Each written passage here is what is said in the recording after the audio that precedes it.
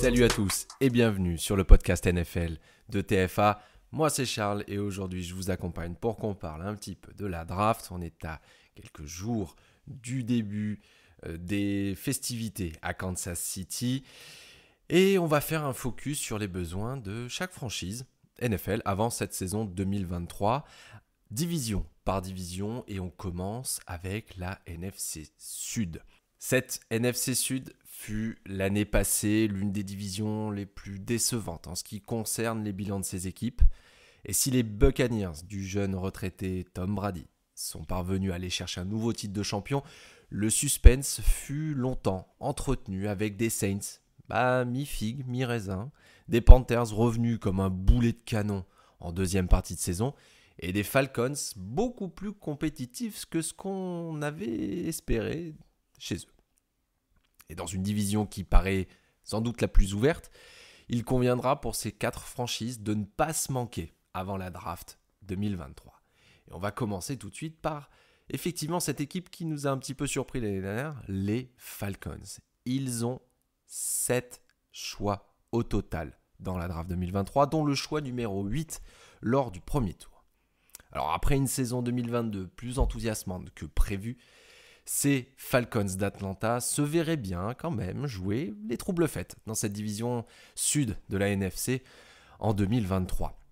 Les Falcons restent sur 2 saisons consécutives avec un bilan de 7 victoires pour 10 défaites et n'ont pas tout misé sur cette draft 2023. Ils se sont quand même extrêmement renforcés lors de la free agency avec des apports importants sur les lignes, notamment avec les ajouts de David Onyemata, de Calais Campbell ou encore de Bud Dupree. Mais la draft 2023 pourra permettre aux Falcons de combler encore quelques trous qui demeurent dans cet effectif. Alors malgré l'arrivée de Bud Dupree lors de l'intersaison, les manques des Falcons se positionnent tout d'abord sans doute au niveau du pass rush. Et c'est d'ailleurs un mal récurrent chez les joueurs de la franchise de Géorgie, puisque leur taux de pression sur le quarterback adverse était seulement le 31e de la ligue lors de la saison passée, et que le nombre de sacs sur les 2 dernières saisons était le plus faible de toute la NFL. Alors, cette draft NFL 2023, elle doit servir sans doute ce poste en priorité. Alors des profils comme Nolan Smith d'Alabama ou encore Lucas Van Ness de Iowa pourraient être des profils particulièrement recherchés par le staff des Falcons. Ils pourraient aussi profiter de cette draft NFL pour renforcer le poste de receveur. Alors certes, Drake London est une satisfaction à ce poste. Il devra quand même confirmer sa bonne année rookie, mais derrière lui, l'effectif, ça manque quand même de profondeur et de poids. Les Falcons n'avaient la saison passée que la 29e attaque aérienne de la ligue en nombre de yards et doivent donc encore progresser dans ce domaine. Et malgré l'arrivée de Jesse Bates, Atlanta pourrait vouloir aussi renforcer son corps de safety lors de cette draft 2023, donc quand même pas mal de postes sur lesquels les Falcons pourraient jouer pour ce choix numéro 8 lors de la draft. On part maintenant vers ceux qui ont fait le gros coup de cette intersaison. Ce sont les Panthers qui sont allés chercher le choix numéro 1 au général. Ils ont 5 choix au global sur toute la draft. Donc le moins qu'on puisse dire, c'est quand même que cette intersaison fut plutôt active côté des Panthers de la Caroline. Il y a eu l'arrivée de Frank Reich comme entraîneur. Il y a eu la free agency qui a été sans doute la plus dynamique avec des arrivées comme Andy Dalton, Miles Sanders ou Adam Thielen. Et cet échange dont je parlais tout à l'heure pour obtenir le premier choix au général. Et même, je pense que même s'ils ont essayé de se renforcer avant cette draft, les besoins restent encore nombreux pour les joueurs de la Caroline.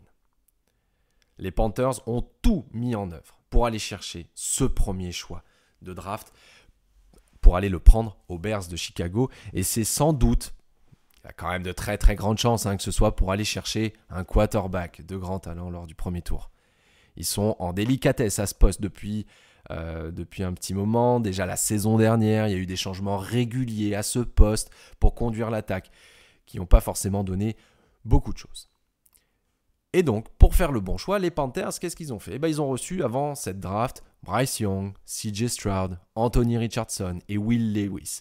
Sans doute les 4 quarterbacks qui pourraient potentiellement, dans certains mock drafts, c'est ce qu'on voit, atterrir aux 4 premières places. Alors, dans quel ordre ?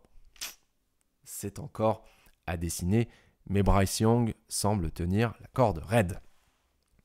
Mais en plus de ce poste de quarterback, les Panthers devraient aussi renforcer sur les lignes. Un edge devrait être choisi aussi lors de cette draft pour tenter d'améliorer le pass rush de cette équipe.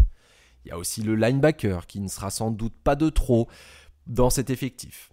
Et enfin, on pourrait aussi aller chercher un cornerback dans cette draft NFL, tant les Panthers ont l'air un petit peu courts à ce poste en termes de profondeur d'effectif. Chez les Saints maintenant.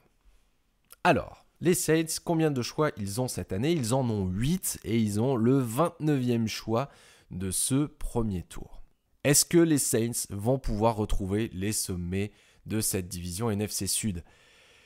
Certains spécialistes américains ont analysé le calendrier et ils le décrivent comme l'un des plus abordables de la saison pour les joueurs de Louisiane. Donc ils auront sans doute l'ambition de retrouver les sommets et de détrôner les Buccaneers.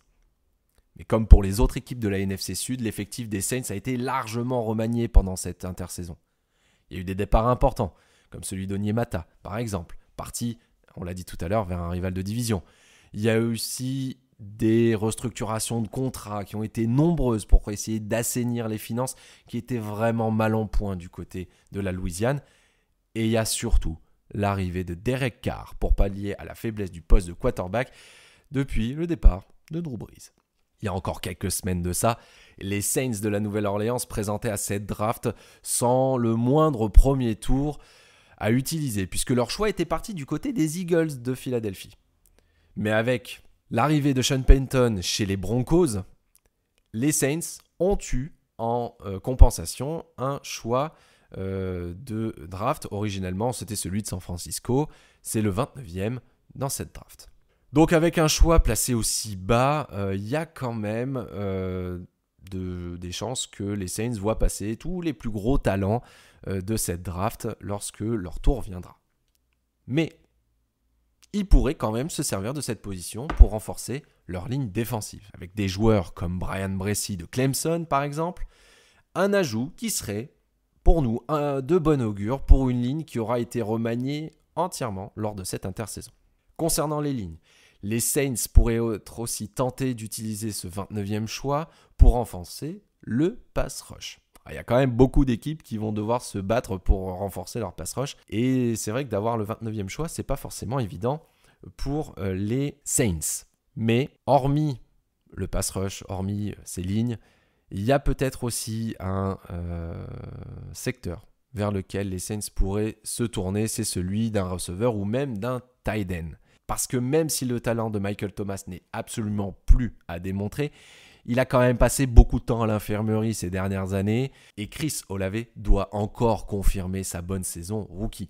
Donc si un joueur comme Smith Njigba est encore disponible, les Saints pourraient une nouvelle fois se laisser tenter par un receveur venu d'Ohio State dans cette draft NFL 2023. Enfin, on termine avec les champions en titre, les Tampa Bay Buccaneers. Que dire ?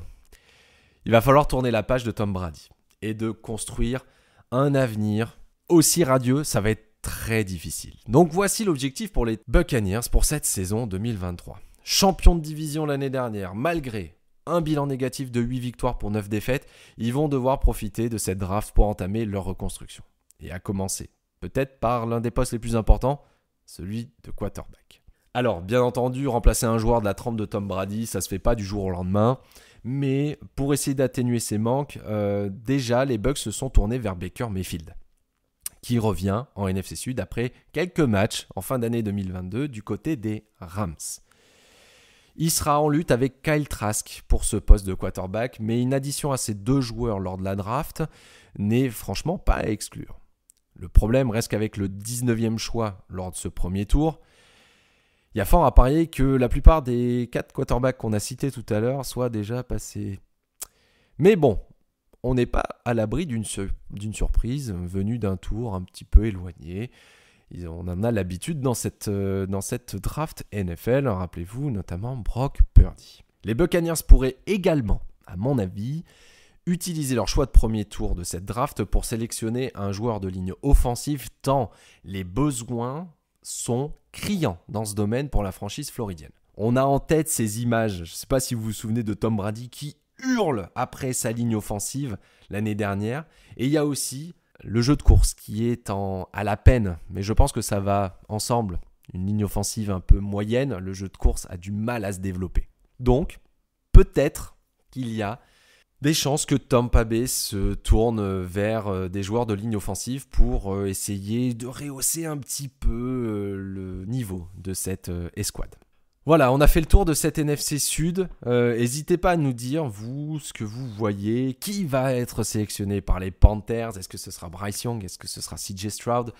N'hésitez pas à nous dire aussi qui sera champion de cette division l'année prochaine. Alors ça viendra bien entendu. Hein, on parlera bien entendu de toutes les divisions post-draft pour essayer d'analyser un petit peu tout ça. J'espère que cet épisode vous a plu. N'hésitez pas à nous suivre sur tous nos réseaux. Je vous dis à très vite pour l'analyse des besoins d'une autre division de NFL. Salut!